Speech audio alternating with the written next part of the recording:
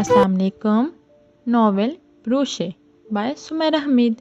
Please मेरे channel को like share subscribe करें और अगर आप कोई और नॉवेल सुनना चाहते हैं तो कमेंट सेक्शन में मेंशन कर दें। एपिसोड 7। क्या मुझसे कुछ कहा? तस्दीक के लिए ऑस्कर ने रुक कर पूछा। हाँ नौजवान, तुमसे। यहाँ इधर आओ। इस खिड़की की जान छोड़ दो। ना रात तुम्हें छोड़कर भाग रही है, ना जहाज छोड़कर भागेगा। खुशी से ऑस्कर के जैसे दीवाना होने लगा। वो उछल कर मेज़ों के दरमियान जाकर खड़ा हो गया। हाँ, यहाँ ठीक है। अब बजाओ। क्या साज है ये? ब्रूशे। ऑस्कर खुलकर मुस्कुराया। ब्रूशे बजाओ। इसे आज की रात में मुस्कुराना चाहता हूँ। मैं दुखी होकर फ्रांस को अलविदा नहीं कहना चाहता। ये फिक्रा समंदर की इस तेज़ नहर जैसा था जिसके सहारे जहाज़ सफ़र तय करते हैं। अपनी घनी सुनहरी मूँछों के नीचे ब्रूशे को मुंह से लगाकर वो धुन बजाने लगा जैसे वो इतने लंबे अरसे से बजाने की कोशिश कर रहा था। डरो नहीं और हिम्मत से बजाओ, एक और बूढ़े ने अपनी मेज़ बजाकर कहा। इसने और हिम्मत से धुन बजाई। और ज़ोर लगाओ जवान, क्या तुमने कभी किसी से मोहब्बत नहीं की? ऑस्कर ने पूरी ताकत लगा दी। बूढ़े हंसने लगे। जिस्मानी ताकत नहीं, दिल की ताकत लगाओ, ज़रा और ज़ोर लगाओ। हाँ, वो सबके सब जहाँ दीदा थे, दुनिया घूम चुके थे, हर खित्ते और हर सांस को सुन चुके थे। वो समंदरों के सफ़र से आए थे। वो जानते थे सांस कैसे बजता है। मुंह से नहीं, दिल से। जिस्म से नहीं, रूह से। सतह से नहीं, ज़ेरे सतह से। रात गुजरने लगी। ब्रूशे बजता रहा और जब सुबह बंदरगाह पर जहाज़ ने अपना भोंपू बजाया तो कितने ही हाथ तालियां बजाने के लिए उठे। ब्रूशे ने सराय में आहिस्ता आहिस्ता मजमा लगा दिया था। बूढ़ों के साथ जवान भी आकर बैठ गए थे। फिर जहाज़ का अमला ब्रूशे के साथ साथ मेज़ बजे थे। चाय कॉफ़ी पी गई, ताश और शतरंज खेले गए। इसकी तरफ सर हिलाकर इसे दाद दी गई। आज की रात ब्रूशे के नाम, एक जाम ब्रूशे के नाम किया गया। ऑस्कर अपना सामान उठाकर भागता हुआ जहाज़ में सवार हुआ। इसे अपने केबिन में बैठकर रोज़ा और पापा को ख़त लिखना था। एक ख़त जिसकी इब्तिदाई सतर कुछ ऐसी लिखी जाने वाली थी। खुदा की मेहरबानी का इशारा लोगों की मुस्कुराहट से मिलता है, ख़ासकर अगर वो बूढ़े या बच्चे हों। आज सारी रात मैं इनके इशारों के लिए ब्रूशे बजाता रहा हूँ। मुझे अगले इशारों का इंतज़ार है। क्या तुमने खाना पीना बिल्कुल तर्क कर दिया है मारिया? तुम्हारे साथ मसला क्या है? मैं ठीक हूँ। तुम ठीक हो? शुक्रिया इस इत्तला का। क्या तुम जानती हो तुम्हारे लिए कैसी कैसी बातें की जा रही हैं? तुम आधी रात को इस बाग में क्या करती रहती हो? किससे मिलने गई थी? मारिया, ये गांव नहीं है जहाँ तुम्हारा जब दिल चाहेगा अपने घोड़े पर सवार होकर कहीं भी चली जाओगी। तुम मेरी सोच से भी ज़्यादा बेवकूफ़ हो। अब मैं किसी बाग में नहीं जाऊंगी माँ। अब तो तुम्हें मेरे साथ हर दावत पर जाना होगा। तुम्हें क्या लगता है कि ऐसे घर बैठे बिठाए तुम्हारी शादी हो जाएगी? शादी? इसने ज़ेरे लब आह भरी। इसने ज़ेरे लब आह भरी। दूर, बहुत दूर एक जंगल रह गया है जहाँ घोड़े पर सवार कोई जंगल को इसके जादू से आज़ाद करवाने आया था। मारिया, क्या तुम सुन रही हो मैं क्या कह रही हूँ? आप जो कहेंगी मैं वही करूँगी। मुझे रक़्स में जाने के लिए क्या तैयारी करनी होगी मुझे बता दें। माँ ने चौंक कर मारिया को देखा और फिर अपने लहजे को नरम कर लिया। तुम मेरी सोच से भी कहीं ज़्यादा खूबसूरत निकली हो मारिया। जहाँ से तुम्हें उतरते देखकर मुझे यकीन नहीं आया था कि ये तुम ही हो मेरी बेटी। मैं ये जानना चाहती हूँ कि तुम्हें किस चीज़ ने इस कदर हसीन बना दिया। मेरे हल्के में तुम्हारा हुस्न मेरे लिए बाइसे फ़ख्र है। मुझसे हर रक़्स में पूछा जाता है कि मैं तुम्हें साथ क्यों नहीं लाई। वो चीज़ कभी भी खूबसूरत नहीं होती जो ढल जाए। खूबसूरती हमेशा कायम रहने वाली चीज़ है। वो कोई इंसान हो ही नहीं सकता तो क्या हो सकता है? मोहब्बत हमेशा कायम रहती है, कभी नहीं ढलती, कभी नहीं बदलती। इतनी सी छोटी सी उम्र में तुम्हें इतनी ख़तरनाक बातें नहीं करनी चाहिए। तुम आईना देखा करो, बाल बनाया करो और अपने कपड़ों के रंगों और जिद्दत के बारे में सोचा करो बस। अपने लिबास की तैयारी के लिए तुम्हें मेरे साथ चलना चाहिए। अब मैं किसी लिबास में खूबसूरत नहीं लग सकती और किसी धुन पर रक्स नहीं कर सकती। वो आह फिर ज़ेरे लब भी रही। माँ के सामने इसने सर हिला दिया और इस वक्त भी सर हिलाती रही जिस वक्त मिसेस जैन दावत में इसका तारुफ करवा रही थी। इसे पहली बार मिलने वाले देखने वाले चौंक रहे थे। इसका हाथ पकड़ के सर को झुका रहे थे। वो हॉल की दीवारों को देख रही थी जहाँ कितनी ही आराइशी मोमबत्तियाँ और मशालें दीवारों के साथ रोशन थीं। इसकी एक नज़र एक बार इन सब पर गई तो पलट कर नहीं आ सकी। जिस वक्त वो तेज़ी से हॉल छोड़कर जा रही थी, इस वक्त मिसेस जैन अपनी शर्मिंदगी छुपाने में नाकाम कोशिश कर रही थीं। जहाज़ के अर्शे पर बैठे पानी पर पड़ते चांद के अक्स को देखते ऑस्कर मुस्कुरा दिया। रात के 2 पहर बीत चुके थे। दूर एक साया नीचे से ऊपर अर्शे तक आया। ऑस्कर जंगले के साथ लगा हुआ नीचे बैठा था। साया चलता हुआ इसके करीब आया और कुछ दूर रुककर इसे देखने लगा। वो एक लड़की थी जिसने अपने लिबास पर कोट पहन रखा था। शानों के गिर्द शॉल लपेट रखी थी। कुछ देर वो लड़की खड़ी रही, फिर टहलने लगी और फिर ऐन ऑस्कर के सामने आकर बैठ गई। तुमने मुझे नींद से जगा दिया। ये धुन मेरे ख्वाब में भी बजती रही। ऑस्कर बुरूशे बजाता रहा, अलबत्ता जवाब में मुस्कुरा दिया। दूर, बहुत दूर कोई मेरा इंतज़ार कर रहा है। तुम्हारी धुन खुशी का पैगाम है। मैं समझ गई, ये इशारा है कि इंतज़ार अब ख़त्म होने जा रहा है। हाँ, ये इशारा ही है, ऑस्कर ने दिल में सोचा। और जब वो अपने केबिन में वापस आया तो इसने रोज़ा के ख़त में एक सतर का इजाफ़ा किया। मोहब्बत से मामूर एक दिल को भरोसे ने नींद से जगा दिया। ये इशारा है, इस इंतज़ार का जवाब ख़त्म होने जा रहा है। जिस वक्त वो इटली में उतरा उस वक्त न जाने क्यों उसे लगा कि इसे यहाँ एक लंबा अरसा क़याम करना होगा। वो अनजानी खुशी से मुस्कुरा रहा था। दिली तौर पर वो मुतमईन था। इसके हाथ में मारिया की माँ के घर का पता मौजूद था जो इसे फ्रांस से मिला था। वो लोग पुर यकीन नहीं थे कि मारिया की माँ वहीं होगी। इन्हें थोड़ी बहुत खबर मिली थी और ऑस्कर ने इस खबर की तस्दीक के लिए ख़ुद वहाँ आ गया था। दिन भर वो मतलूबा जगह ढूंढने में लगा रहा था और फिर रात को वो एक घर के बाहर खड़ा था। इसे मारिया के बारे में सवाल किया। मिस मारिया मादाम के साथ ठिठर गई हैं। तो ऑस्कर के लिए अपने पैरों पर मजबूती से खड़े रहना मुश्किल हो गया। मैं अभी फ़ौरन वहाँ जाना चाहता हूँ, इसी वक्त। इसे इतनी शिद्दत से कहा कि घर के तमाम मुलाजिम डर गए और इसको देखने लगे। इनके तासुरात भांपकर ऑस्कर ने मारिया के गांव का नाम लिया और अंकल विल्सन का हवाला दिया। जिस वक्त इसकी नज़र मारिया तक गई उस वक्त एक लड़का इसके कान के करीब झुका इसे कुछ बताने की कोशिश कर रहा था। वो हाथ के इशारे से किस तरफ इशारा भी कर रहा था। मारिया ने हाथ के इशारे की तरफ देखना चाहा। उसने वहाँ देख लिया जहाँ ऑस्कर खड़ा था, इसे देख रहा था। गांव की घास याद से भीग गई। जंगल का शोर सकूत में ढल गया। लम्हों में ही मारिया ने नज़रें फेर लीं और तेज़ी से थिएटर की बालकनी के पर्दों के पीछे गायब हो गई। ऑस्कर इस बार कोई बदमज़गी नहीं चाहता था। वो खामोशी से मारिया के पीछे गया। मिसेस जैन मारिया को बदतहजीबी से लोगों के तकरीबन परे धकेलते हुए बाहर जाते हुए देखा तो वो गुस्से से लाल हो गई। वो बामुश्किल ख़ुद को मारिया के करीब जाकर इसे थप्पड़ मारने से बाज रख सकी। हर बार मारिया इन्हें शर्मिंदा करती थी। मारिया, ऑस्कर ने हद्दुल इम्कान कोशिश की कि ज़्यादा ऊंची आवाज़ ना हो। वो नहीं चाहता था कि इसके जोश की गूंज मारिया के लिए किसी भी बाइस की परेशानी बने। मारिया रुकी नहीं। ऑस्कर को इसके रवैये पर हैरत थी। इतना वक्त गुजर चुका था कि मारिया अब तक नाराज़ थी। वो इसकी तरफ तेज़ी से लपका, इतनी तेज़ी से कि इसके सामने जाकर खड़ा हो गया। मारिया रुक जाने पर मजबूर हो गई। मारिया, कैसी हो तुम? ऐसे क्यों आ गई? एक ख़त भी नहीं लिखा? मारिया ऑस्कर की तरफ देखने से बाज रही। मैं तुम्हें ख़त क्यों लिखती? नई सरजमीन मारिया के लहजे में बासीपन ले आई है, ऑस्कर ने सोचा। इसलिए मारिया का अंदाज़ तकलीफ़ दे था।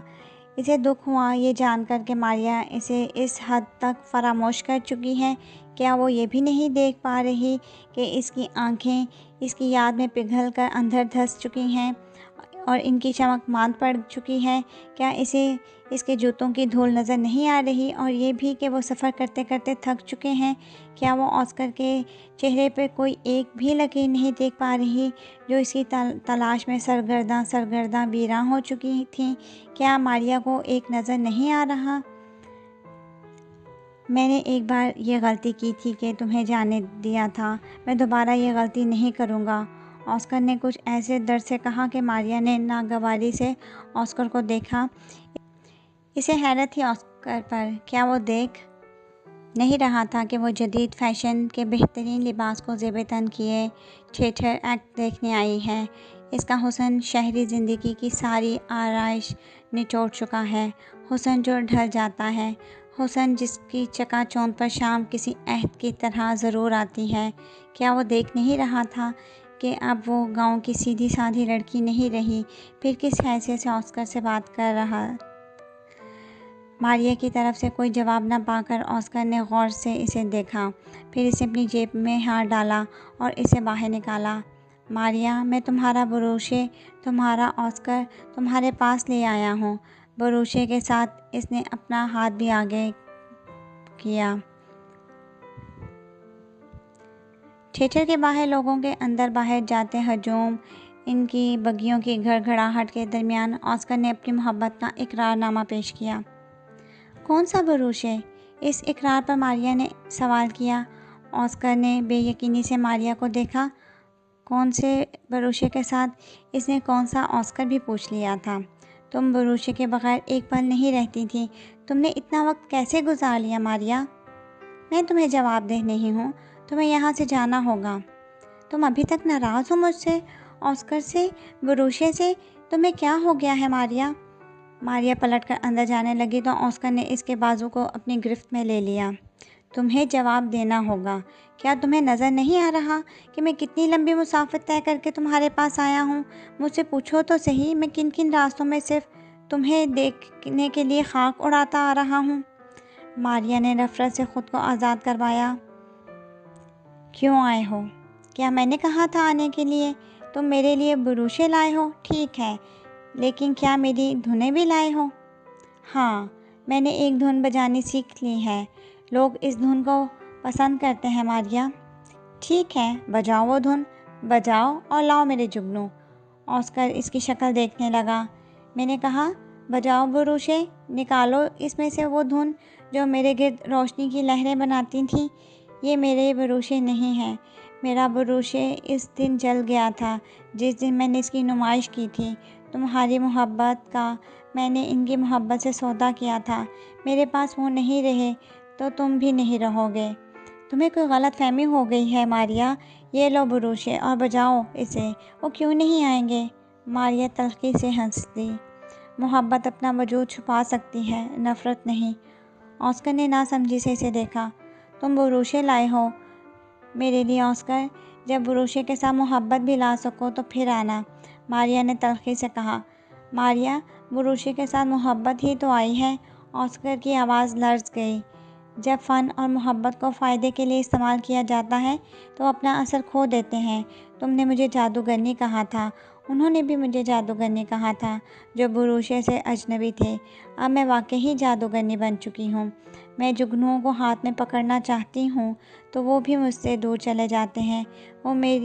वो बातें ही मुझसे ऐसे भाग जाते हैं जैसे मैं इन्हें एक बार फिर से जला दूँगी। तुमने इनको हशरात कहा था, मैंने भी हशरात ही समझा।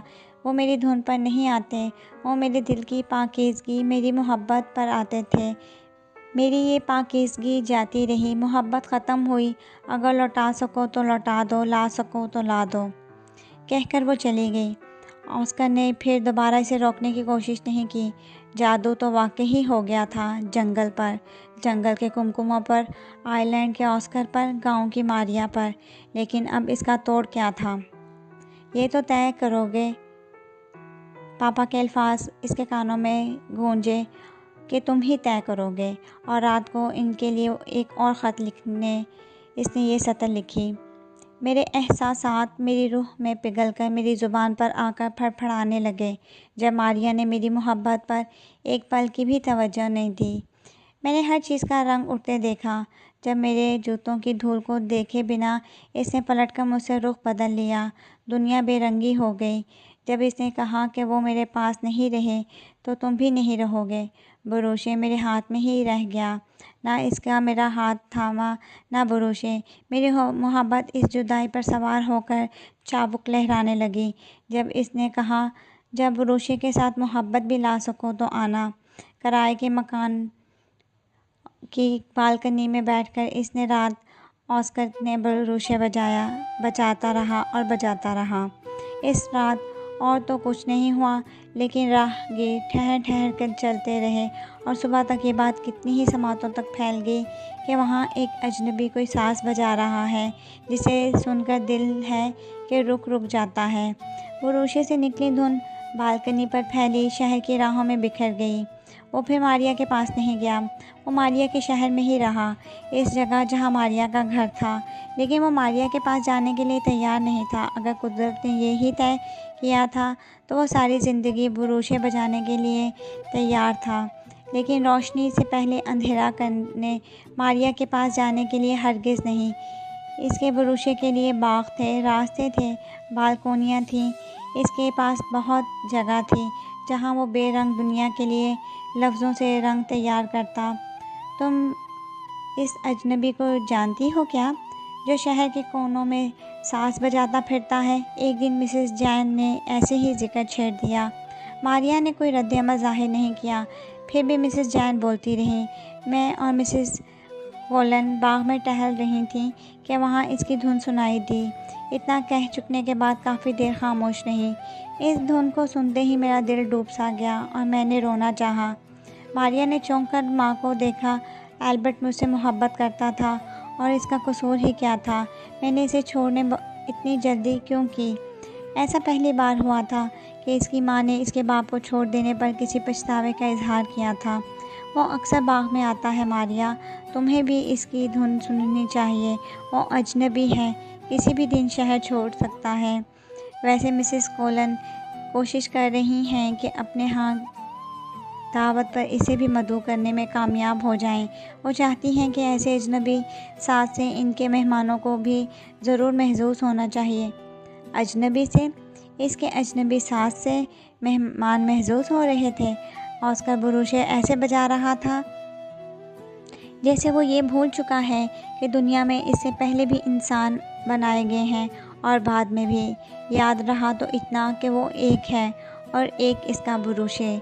मारिया माँ की ओट में खड़ी थी और ना ऑस्कर की तरफ देख रही थी, ना भरोसे की तरफ। वो एक जलती हुई मोमबत्ती को देखने पर मजबूर थी। रोशनी के कितने ज़राए हैं दुनिया में, फिर भी कितना अंधेरा है। वो मुँह ही मुँह में बड़बड़ाई। रोशनी के इतने ज़राए हैं कि किसी एक पर नज़र रखना मुश्किल है। आंखें बंद किए भरोसे बजाते ऑस्कर ने सोचा। वो जब भी अपनी शायरी को धुन में लाता, रोशनी के काफ़लों को अपनी तरफ आते देखता था। वो इस चीज़ का तसव्वुर भी नहीं कर सकता था कि भरोसे नाकाम हो सकता है। भला बताइए, मोहब्बत भी कभी नाकाम हो सकती है? ऐसी मोहब्बत जो रूह की गहराई से शायरी बनकर धुन में ढले और भरोसे से निकलकर रोशनियों के काफ़िले इकट्ठे कर ले। अगर ऐसी मोहब्बत नाकाम हो सकती है तो फिर दुनिया में कहीं कोई भी मोहब्बत नहीं, कोई धुन नहीं, कहीं कोई भरोसे नहीं और कोई ऑस्कर और मारिया नहीं। इस रात मारिया ने अपने छोटे बहन भाइयों को एक ऐसी लड़की की कहानी सुनाई जो रोशनी के संग रक्स करती थी। फिर एक रात सारी रोशनियां बुझ गईं, रोशनी को लाने वाले काफ़िले जल गए और नन्ही लड़की फिर कभी रक्स नहीं कर सकी। इसने कहानी यहाँ ख़त्म की। इसके बहन भाई दिल गिरफ्ता नज़र आ रहे थे। इन्हें मारिया पर गुस्सा आ रहा था कि इसने रात के वक्त इन्हें ऐसी दिल दुखा देने वाली कहानी सुना दी और फिर इनके इसरार पर भी कहानी का अंजाम बदलने के लिए तैयार नहीं थी। जुगनू लड़की से नाराज़ हो गए और वो इससे दूर जाने लगे। ऑस्कर ने मालिक मकान के बच्चों को कहानी सुनाते हुए कहा, क्या अब वो कभी वापस नहीं आएंगे? मालिक मकान की बेटी ने तकरीबन रो देने वाले अंदाज से पूछा। जिस ताक पर मोहब्बत अपना चिराग रोशन कर चुकी हो, इस ताक पर नफ़रत का चिराग ज़्यादा देर तक रोशन नहीं रह सकता। वो वापस आएंगे, क्योंकि अगर वो वापस नहीं आए तो मोहब्बत अपना अकीदा बदल देगी। बुरूशे गूंगा हो जाएगा और जुगनू बहरे। ऑस्कर बाकायदगी से पापा, रोज़ा और जोसेफिन को ख़त लिखता था। मिस्टर बरूक हैग इसकी मुस्तकिल मिजाजी पे हैरान थे। इसका इजहार वो खतूत में भी करते रहते, जिस पर ऑस्कर हंस देता। वो खुद भी नहीं जानता था कि वो इस कदर मुस्तकिल मिजाज हो सकता है। बरूशे ने इसे दरियाफ्त किया। जिस सांस के बजते ही लोग अपने कानों में उंगलियां ठोंस लेते थे, अब वो उंगलियां उठाकर इसकी तरफ इशारा करते थे कि देखो, ये है वो दीवाना जो बुरूशे ऐसे बजाता है जैसे धुनें इस पर फिदा हों, और इन धुनों में सांस इसका हुस्न है और धुन इसका जमाल। रात का काला जादू अपने वजूद में सुइयां पैवस्त किए इसकी तरफ बढ़ती जा रही थी। रात इसे जंगल, रोशनी और रक्स की याद दिलाती थी। हर रात इस पर अज़ाब थी, हर रात इसका इम्तहान थी। जजीरे की कब्र अफसुर्दा और गमगीन हो जाती, और जहाँ भर के साज मातम कना। जब तक ये साज तुम्हारे साथ है, मैं तुम्हारे साथ हूँ मारिया। मुझे यकीन है तुम इसे बजा लोगी, तुम इसका हक अदा कर दोगी। एक जहाज़रान को क्या ज़रूरत थी साज़ों से इतनी मोहब्बत करने की? क्या हर शख्स अब्दियत चाहता है? वो किसी न किसी बहाने से ख़ुद को ज़िंदा रखना चाहता है। ऐसा था भी क्या है, ये भी ज़रूरी था कि मारिया इस साज़ को अपने दिल के इतने करीब कर लेती कि इसके बग़ैर इसे तड़पने लगती। अपने गाँव की तरह वो अपने कमरे की खिड़की से निकली और रात के पहले पहर वो इसके घर की तरफ जाने लगी, जिसके बारे में मशहूर था कि इसके एक कमरे की बालकनी से हर रात बुरूशे की आवाज़ ऐसे निकलती है जैसे रात दिन के पहलू से निकलती है। वो देख सकता था अंधेरा कितना ही रोशनी पर काबिज था, फिर भी वो देख सकता था कि कुछ दूर दरख्त की ओट में कौन खड़ा होकर बुरूशे सुन रहा है। कोई अपने जिस्म के किसी एक हिस्से के बगैर कैसे रह सकता है? अगर रह सकता है तो फिर वो तकलीफ़, वो अज़ियत में ही रह सकता है। दरख्त की ओट से वो ज़मीन पर बैठी चली गई, और फिर बुरूशे की धुन ने मारिया की आहों को अपने अंदर समेट लिया। वो बुरूशे के लिए रो रही थी, वो जानता था, लेकिन इसे ये गुमान भी हुआ कि कुछ आंसू इसके लिए भी बहाए जा रहे होंगे। मारिया ने हाथ में एक साज़ रहा था। इस साज़ का एक कमाल था, वो कमाल ख़त्म हो गया तो ना वो साज़ रहा ना साथ।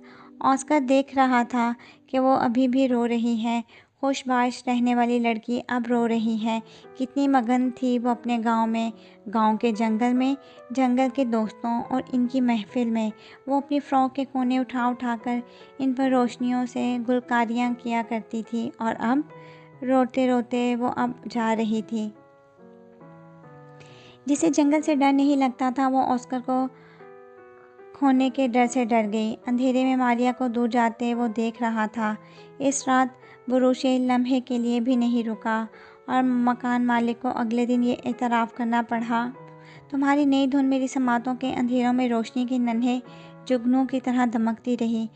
मुझे बैक वक्त रोना भी आया और इत्मीनान भी मिला। शहर में घूमते बहुत से लोगों से इसकी जान पहचान हो चुकी थी। सब इसे बुरूशे के नाम से जानते और पुकारते थे। ऑस्कर नाम से इसे कम ही लोग मुखातिब करते थे। जब इसे बुरूशे कहकर पुकारा जाता तो मुस्कुरा देता। वो खुश होता था। सरे शाम कभी कभी वो बाज़ार में खड़ा होकर भी बुरूशे बजा देता था। तो तुम हो बुरूशे? लंबी सफ़ेद दाढ़ी वाला एक बूढ़ा इसके सामने आकर खड़ा हो गया। ऑस्कर मुस्कुरा दिया, फिर सर हिलाया। हाँ, मैं समझा था बुरूशे सिर्फ एक इंसान है, लेकिन ये तो सास और इंसान दोनों हैं। तुम्हारी धुन बहुत अच्छी है, लेकिन ये इल्तिजाया क्यों है? तुम किससे इल्तिजा कर रहे हो? तुम किसको पुकार रहे हो? पुकार रहे हो ना?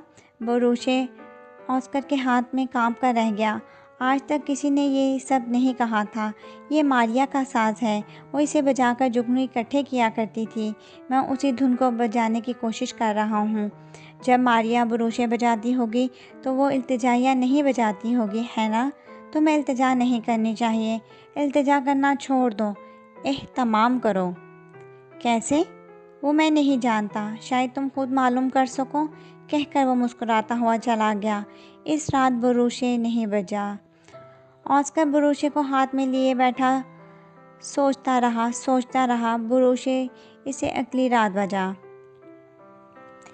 ये इस रात का किस्सा है जिस रात के बाद ऑस्कर पीसा शहर से गायब हो गया।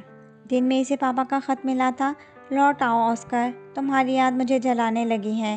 मैं तुम्हारी मोहब्बत का बुरूशे बजा रहा हूँ। क्या मेरी कोई धुन तुम तक नहीं पहुँची? इन अल्फाज ने ऑस्कर पर मोहब्बत के एहसास को हिद्दत बनाकर इस तरह तारीक किया कि वो घायल हो गया। इसका दिल इस एहसास से जलने लगा कि कैसे मोहब्बत खारिज अज़ बहार होती जा रही है और ख़िज़ा है कि इसकी जड़ों में बैठ जा रही है।